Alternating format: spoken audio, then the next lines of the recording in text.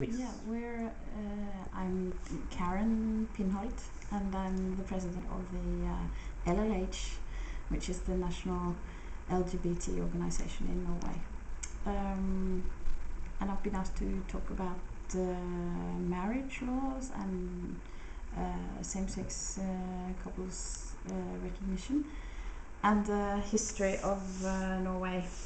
We were among the first wave of countries introducing same-sex recognition, and that was already in '93 that we had what we call the partnership law. And it was a big opposition. It yes, was like easily it was. There was but Norway is a Christian country, Protestant country. Very, the church has a lot of influence also in the politics, but it's a divided country also on values.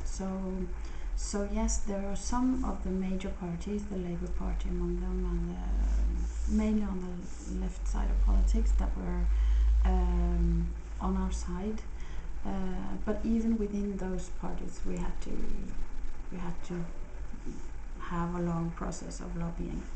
But for the partnership law, we had a very good and well-functioning lobby group that basically talked one-on-one with all the members of parliament, pretty much, at least all the ones that could swing the vote.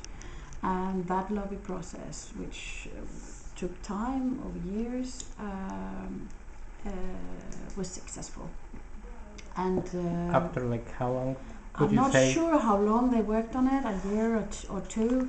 Okay. But it says something about who was involved. That the person who was in charge of this lobby group and who was the president of this organization at the time or have later been the state secretary for the same ministry, not the minister, but sort of like a vice minister on the same area, and was that during the time where we've had same-sex marriage law going through. So he became an important person within the Labour Party, and has also been able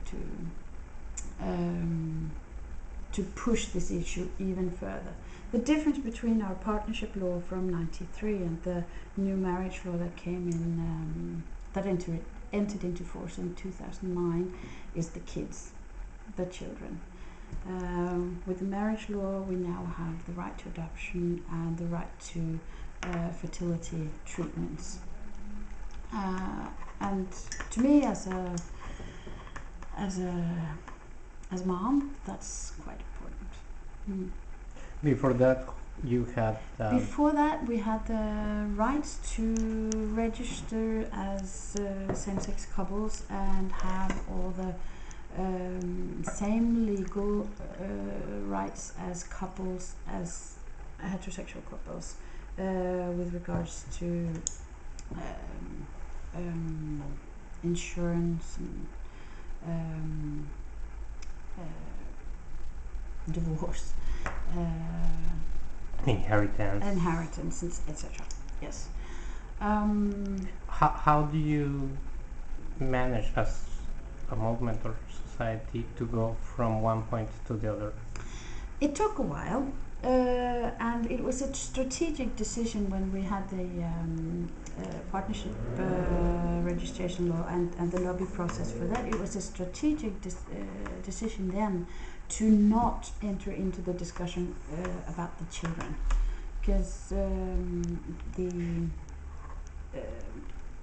the estimation back then in the organization was that we're never going to get the law if we demand the whole full package at once. But the idea is with time we will reach. Something like that. And there's been different views within the organization as well, whether that is the right thing to ask for. historically. Now I don't think there's many who are in doubt anymore, but sometime we had a change of government in the beginning of this of the year 2000. Don't remember the year, but in the beginning of this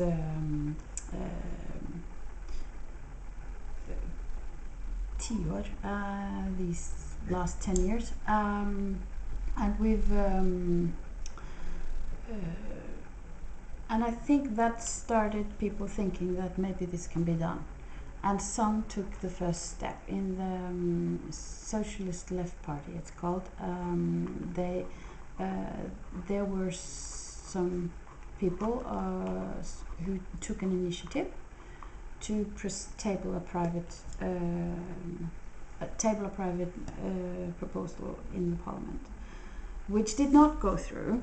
It was rejected. It was also a little naive. It thought if we could just change a few words in the marriage law, then everything would be set. But the change of government put that into the ordinary lawmaking process with full speed, and it was not never, but it was up until the end. It wasn't certain it was going to go through, but it was backed by the government and by the communities, by the and of LGBT course, communities. yes, of course. But we still, since it was a majority government, but there was a small party within the government that had said that our people are allowed to vote with their conscience. They don't have to vote party line on this. So on this particular issue, the government did not automatically have a majority. So we had a lobby process, not just towards the government and their representatives, but also towards the opposition, because there were a few parties in the opposition also that were saying, but we can support it, at least if it has the right, if it looks right, if it looks the way we want it, with regards to the church, with regards to the children, with everything. So in the end, we had a large majority with a lot of votes also from the opposition. So yes, now Norway has equal rights to marry. Your sexual orientation is not an issue when you marry. We have the right to adopt children. However, there are hardly any of the countries that Norwegian couples adopt children from that allow children to be adopted by homosexuals. However, it's still important because this means that a gay uncle or a lesbian aunt can adopt her niece if her brother falls away or something like that, which is, we have had examples that this has not been possible before, even when the children have had close relations with their uncles or something like that. So even the adoption, even though it's not in praxis there are not so many adoptions taking place, it's still an important issue. And then there's the part of the law that's had the biggest impact on lives and families are lesbians' access to fertility treatments. And that is allowed. Sorry? That is allowed. That is allowed now, yes. Before the law, it was becoming quite common for lesbians in Norway to travel to Denmark, where it was allowed, have fertility treatment there, and travel home and have their babies. Both of my children are done that way. Okay. And legally, was it recognized in Norway?